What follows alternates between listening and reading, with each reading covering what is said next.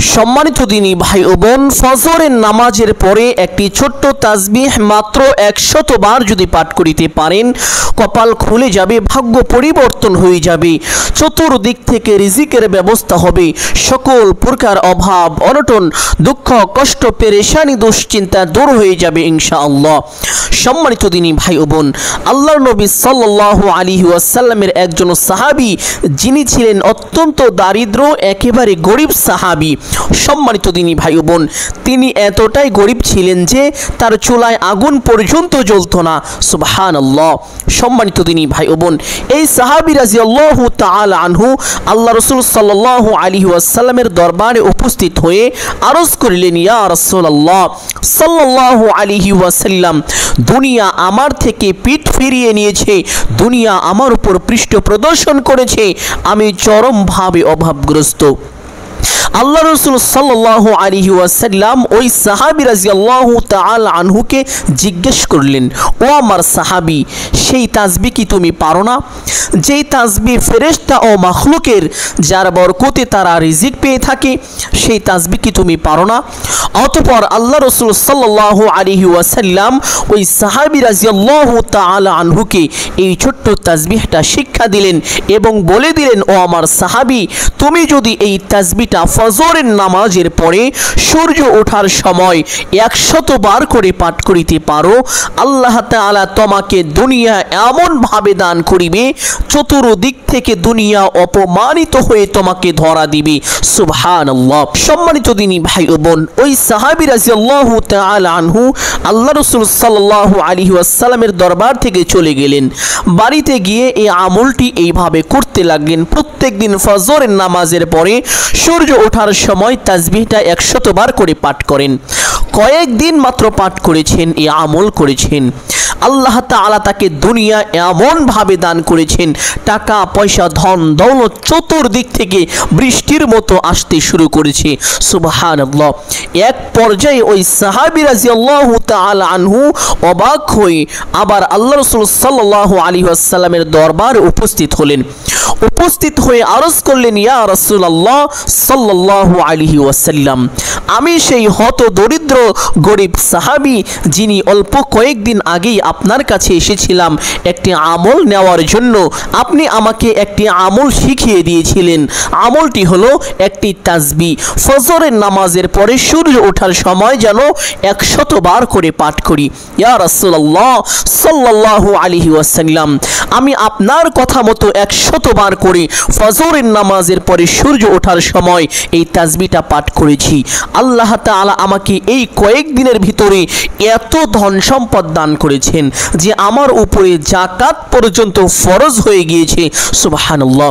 ইয়া রাসূলুল্লাহ, এই নেন যাকাতের মাল, গরিবদের মাঝে বিলিয়ে দিন। সুবহানাল্লাহ। সম্মানিত দিনী ভাই বোন, আল্লাহ রাসূল সাল্লাল্লাহু আলাইহি ওয়াসাল্লাম ওই সাহাবী রাদিয়াল্লাহু তাআলা আনহুকে বললেন, ও আমার সাহাবী, আল্লাহ তোমাকে কেনই বা দিবে না? আল্লাহ তো এই ছোট্ট তাসবিহের বরকতে সমস্ত মাখলুককে রিজিক দান করে থাকেন। সুবহানাল্লাহ। সম্মানিত দিনী ভাই বোন, তাই বলছি, আপনিও যদি এই ছোট্ট তাসবিহের আমলটি করতে পারেন, আল্লাহ তাআলা চতুর্দিক থেকে আপনাকে রিজিকের ব্যবস্থা করে দিবেন। বৃষ্টির মতো রহমত বরকত শান্তি আপনার উপরে নাজিল হতে থাকবে। সুবহানাল্লাহ। অল্প কয়েকদিনের ভিতরে আপনি ধনী হয়ে যাবেন, রাতারাতি ধনী যাকে বলে, এমন ভাবে আপনি ধনী হয়ে যাবেন ইনশাআল্লাহ। আপনার ঋণের পরিমাণ যদি পাহাড় সমান হয়ে থাকে, আল্লাহ তাআলা আপনার সমস্ত ঋণকে পরিশোধ করে দিবেন এবং আপনার রিজিকের মধ্যে প্রাচুর্য দান করিবেন। সুবহানাল্লাহ। আল্লাহ তাআলা পবিত্র কোরআনুল কারীমের মধ্যে বলে দিয়েছেন, কুলিল্লাহুম্মা মালিকাল মুলক তুতিল মুলকা মান তাশা ওয়া তানজিউল মুলকা মিম্মান তাশা ওয়া তুইজ্জু মান তাশা ওয়া তুযিল্লু মান তাশা। আল্লাহ তাআলা পবিত্র কোরআনের মধ্যে সুস্পষ্টভাবে জানিয়ে দিয়েছেন, সমস্ত ধন সম্পত্তির মালিক একমাত্র আল্লাহ তাআলা। তবে আল্লাহ তাআলা যাকে ইচ্ছে তাকে ধন সম্পদ দিয়ে খুশি রাখেন, আবার যাকে ইচ্ছে তার থেকে ধন সম্পদ ছিনিয়ে নেন, ছিনিয়ে নিয়ে তাকে পরীক্ষা করেন। শুধু তাই নয়, আল্লাহ তাআলা পবিত্র কোরআনের মধ্যে আরও জানিয়ে দিয়েছেন, লা ইন শাকারতুম লা আযীদান্নাকুম ওয়া লা ইন কাফারতুম ইন্না আযাবি লাশাদীদ। সম্মানিত দিনী ভাই বোন, কোনো কারণে আমাদের ধন সম্পদ চলে যায়, আমরা গরিব হয়ে যাই। আল্লাহ তাআলা আমাদেরকে সেটাও জানিয়ে দিয়েছেন। আল্লাহ তাআলা বলেন, যারা আমার নিয়ামত পেয়ে নিয়ামতের শুকরিয়া আদায় করে না, আমি তাদের থেকে আমার নিয়ামতকে ছিনিয়ে নেই। আর যারা আমার নিয়ামত পেয়ে নিয়ামতের শুকরিয়া আদায় করে, আমি তাদেরকে আরও নিয়ামত বাড়িয়ে দেই। সুবহানাল্লাহ। এই জন্য আপনি যদি ধনী হতে চান, তাহলে উঠতে বসতে চলতে ফিরতে আল্লাহ তাআলার শুকরিয়া আদায় করবেন, বেশি বেশি পাঠ করিবেন আলহামদুলিল্লাহ। যখনই কোনো হালাল রিজিক ভক্ষণ করবেন, সঙ্গে সঙ্গে পাঠ করিবেন আলহামদুলিল্লাহ। যখনই কোনো সুসংবাদ পাবেন, সঙ্গে সঙ্গে পাঠ করিবেন আলহামদুলিল্লাহ। আল্লাহ রাসূল সাল্লাল্লাহু আলাইহি ওয়াসাল্লাম বলেছেন, সর্বোত্তম জিকির হলো লা ইলাহা ইল্লাল্লাহ, আর সর্বোত্তম দোয়া হলো আলহামদুলিল্লাহ। এই জন্য চেষ্টা করিবেন উঠতে বসতে চলতে ফিরতে বেশি বেশি আলহামদুলিল্লাহ এই শব্দটুকু পাঠ করার জন্য। সম্মানিত দিনী ভাই বোন, যাই হোক, সেই আমলের কথা বলি, যে আমলের কথা আল্লাহ রাসূল সাল্লাল্লাহু আলাইহি ওয়াসাল্লাম ওই সাহাবী রাদিয়াল্লাহু তাআলা আনহুকে বলেছিলেন। এই আমলটি করার জন্য ফজরের আজান হওয়ার সঙ্গে সঙ্গে ঘুম থেকে উঠে যাবেন, উঠে ব্রাশ করে নেবেন অথবা মিসওয়াক করে নেবেন। চেষ্টা করিবেন মিসওয়াক করে নেওয়ার জন্য, কারণ পবিত্র হাদিসের মধ্যে আল্লাহ রাসূল সাল্লাল্লাহু আলাইহি ওয়াসাল্লাম ইরশাদ করেছেন, আসওয়াকু মাতহারাতুল লিল ফামি ওয়া মারদাতুল লিররাব্বি। মিসওয়াক করিলে মুখের পবিত্রতা অর্জন হয় এবং আল্লাহ তাআলার সন্তুষ্টি লাভ হয়। সুবহানাল্লাহ। যারা মিসওয়াক করে তারা সওয়াবও পায়, আবার মুখের পবিত্রতাও অর্জন হয়, মুখের দুর্গন্ধ দূর হয় এবং আল্লাহ তাআলার সন্তুষ্টিও তারা লাভ করতে পারে। এই জন্য চেষ্টা করিবেন মিসওয়াক করার জন্য। সম্মানিত দিনী ভাই বোন, অতঃপর উত্তম রূপে ওযু করিবেন। ওযুর পূর্বে ছোট্ট দুইটি বিষয় অবশ্যই লক্ষ্য করিবেন। এক নম্বর বিষয় হলো ওযুর পূর্বে ওযুর নিয়ত করে নেওয়া। ওযুর নিয়ত না করিলে ওযু সহি হয় না, ওযু পরিপূর্ণ হয় না। অথচ আমাদের সমাজের অধিকাংশ মানুষই জানে না যে ওযুর পূর্বে ওযুর নিয়ত করিতে হয়। আবার অনেকেই জানে না যে ওযুর নিয়ত কিভাবে করিতে হয়। এইভাবে নিয়তটি করিবেন, আপনি আপনার মনে মনে সংকল্পনা করিবেন, ধারণা করিবেন যে আমি এখন আল্লাহ তাআলার সন্তুষ্টির জন্য ওযু করছি, তাহলে আপনার ওযুর নিয়ত পরিপূর্ণ হবে। অতঃপর বিসমিল্লাহির রহমানির রহিম পাঠ করে ওযু আরম্ভ করিবেন। ওযুর সময় আমাদের সমাজের মানুষগুলো অনর্থক কথাবার্তা বলে, গল্প গুজব করে, অথচ ওযুর সময় কথা বলাকে নিষেধ করা হয়েছে। এই জন্য সম্মানিত দিনী ভাই বোন, ওযুর সময় অনর্থক কথাবার্তা থেকে বিরত থাকবেন ইনশাআল্লাহ। অতঃপর পরিপূর্ণ ধ্যান খেয়ালের সাথে ওযুটি শেষ করবেন। ওযু শেষ করে আপনার ডান হাতের শাহাদাত আঙ্গুলটি আসমানের দিকে দিয়ে একবার পাঠ করিবেন, আশহাদু আল্লা ইলাহা ইল্লাল্লাহু ওয়াহদাহু লা শারীকা লাহ ওয়া আশহাদু আন্না মুহাম্মাদান আবদুহু ওয়া রাসূলুহু। আপনি যদি ওযুর পরে ছোট্ট কালিমাটি পাঠ করেন, আল্লাহ রাসূল সাল্লাল্লাহু আলাইহি ওয়াসাল্লাম বলে গিয়েছেন, আল্লাহ তাআলা ওই ব্যক্তির জন্য জান্নাতের 8টি দরজা খুলে দিবেন। ওই ব্যক্তি জান্নাতের যেই দরজা দিয়ে ইচ্ছে সেই দরজা দিয়ে সসম্মানে বিনা হিসাবে জান্নাতে প্রবেশ করতে পারবে। সুবহানাল্লাহ। সম্মানিত দিনী ভাই বোন, আপনি যদি চান আপনার জান্নাতে যাওয়ার পথ অতি সহজ হোক, সুগম হোক, তাহলে প্রত্যেক ওযুর পরে ছোট্ট কালিমাটি অবশ্যই একবার করে পাঠ করিবেন ইনশাআল্লাহ। সম্মানিত দিনী ভাই বোন, কালিমাটি পাঠ করা শেষ করে একটি পবিত্র স্থানে চলে যাবেন, গিয়ে কিবলামুখী হয়ে দাঁড়িয়ে যাবেন। দাঁড়িয়ে ফজরের 2 রাকাত সুন্নত নামাজ পড়িবেন। যারা মসজিদে গিয়ে জামাআতের সাথে নামাজ পড়েন, তারা অবশ্যই ফজরের 2 রাকাত সুন্নত নামাজ বাড়িতে পড়ে নেওয়ার চেষ্টা করিবেন, কারণ যেই বাড়িতে নামাজ পড়া হয় ওই বাড়িতে আল্লাহ তাআলার অসংখ্য অগণিত রহমত নাজিল হয়। ওই ঘর থেকে সকল প্রকার বিপদ আপদ বালা মুসিবত দূর হয়ে যায়। তবে হ্যাঁ, ফরজ নামাজ অবশ্যই মসজিদে গিয়ে জামাআতের সাথে পড়ার চেষ্টা করিবেন ইনশাআল্লাহ। বিশেষ করে যারা সুস্থ বালেক পুরুষ রয়েছেন, আপনারা অবশ্যই ফরজ নামাজ মসজিদে গিয়ে জামাআতের সাথে পড়িবেন ইনশাআল্লাহ। সম্মানিতা মা ও বোন এবং মাযুর ব্যক্তিগণ যারা রয়েছেন, তারা ঘরে বা বাড়িতে ফজরের ফরজ নামাজ পড়ে নিতে পারেন, কোনো সমস্যা নেই। ফজরে 2 রাকাত ফরজ নামাজ পড়ার পরে সে স্থানে বসবেন। বসে প্রত্যেক দিন যে সকল তাসবিহ তাহলিল দোয়া দরুদ পাঠ করেন তা অবশ্যই পাঠ করিবেন। সমস্ত কিছু পাঠ করার পরে অপেক্ষা করিবেন কখন সূর্য ওঠে। ঠিক সূর্য ওঠার সময় আপনি এই আমলটি করিবেন।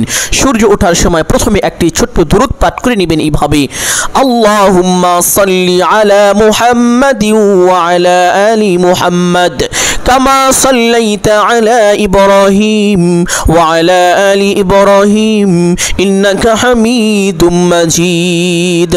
দুরূদটি একবার কমপক্ষে হলেও পাঠ করিবেন। দুরূদটি পাঠ করার পরে একবার ইস্তেগফার পাঠ করিবেন এইভাবে, আস্তাগফিরুল্লাহাল্লাযী লা ইলাহা ইল্লা হুয়াল হাইয়ুল কাইয়্যুম ওয়া আতুবু ইলাইহি। ইস্তেগফারটি কমপক্ষে একবার হলেও পাঠ করিবেন। ইস্তেগফারটি পাঠ করার পরে সেই তাসবিহটা পাঠ করিবেন, যেই তাসবিহের ব্যাপারে পবিত্র হাদিসের মধ্যে সুস্পষ্টভাবে এভাবেই এসেছে, এক সাহাবী হত দরিদ্র, অত্যন্ত গরিব। ওই সাহাবী রাদিয়াল্লাহু তাআলা আনহু আল্লাহ রাসূল সাল্লাল্লাহু আলাইহি ওয়াসাল্লামের দরবারে এসে উপস্থিত হয়ে আরজ করলেন, ইয়া রাসূলুল্লাহ সাল্লাল্লাহু আলাইহি ওয়াসাল্লাম, দুনিয়া আমার থেকে পিঠ ফিরিয়ে নিয়েছে, দুনিয়া আমার উপর পৃষ্ঠ প্রদর্শন করেছে, আমি চরমভাবে অভাবগ্রস্ত, দুনিয়া কোনোভাবেই আমাকে ধরা দেয় না। অতঃপর আল্লাহ রাসূল সাল্লাল্লাহু আলাইহি ওয়াসাল্লাম ওই সাহাবী রাদিয়াল্লাহু তাআলা আনহুকে বললেন, ও আমার সাহাবী, তোমার কি সেই তাসবিহ মনে নেই? সেই তাসবিহ কি তুমি পারো না? যেই তাসবিহ ফেরেশতা ও মাখলুকের, যার বরকতে সমস্ত মাখলুক রিজিক পেয়ে থাকে। সুবহানাল্লাহ। সম্মানিত দিনী ভাই ও বোন, অতঃপর আল্লাহ রাসূল সাল্লাল্লাহু আলাইহি ওয়াসাল্লাম ওই সাহাবী রাদিয়াল্লাহু তাআলা আনহুকে এই তাসবিহটা শিক্ষা দিয়েছিলেন, সুবহানাল্লাহি ওয়া বিহামদিহি সুবহানাল্লাহিল আলিয়্যিল আযীম ওয়া বিহামদিহি আস্তাগফিরুল্লাহ সুবহানাল্লাহি ওয়া বিহামদিহি সুবহানাল্লাহিল আলিয়্যিল আযীম ওয়া বিহামদিহি আস্তাগফিরুল্লাহ। সহি শুদ্ধ করে এইভাবে 100 বার পাঠ করিবেন। আল্লাহ তাআলা চতুর্দিক থেকে অঝরে বৃষ্টির ন্যায় রিজিকের ব্যবস্থা করে দিবেন। সকল প্রকার অভাব, অনটন, দুঃখ, কষ্ট, পেরেশানি, দুশ্চিন্তা মুহূর্তের মধ্যে দূর করে দিবেন ইনশাআল্লাহ। সম্মানিত দিনী ভাই বোন, এই ছোট্ট তাসবিহটা পাঠ করার পরে একবার দুরূদে ইব্রাহিম এইভাবে পাঠ করিবেন, আল্লাহুম্মা সাল্লি আলা মুহাম্মাদিন ওয়া আলা আলি মুহাম্মাদ কামা সাল্লাইতা আলা ইব্রাহিম ওয়া আলা আলি ইব্রাহিম ইন্নাকা হামিদুম মাজিদ। আল্লাহুম্মা বারিক আলা মুহাম্মাদিন ওয়া আলা আলি মুহাম্মাদ কামা বারাকতা আলা ইব্রাহিম ওয়া আলা আলি ইব্রাহিম ইন্নাকা হামিদুম মাজিদ।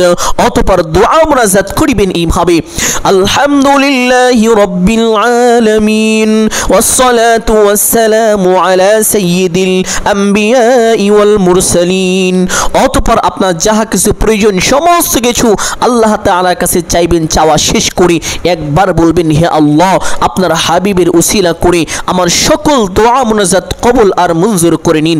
অতঃপর 3 বার বলবেন, আমিন আমিন আমিন বিরহমাতিকা ইয়া আরহামার রাহিমিন।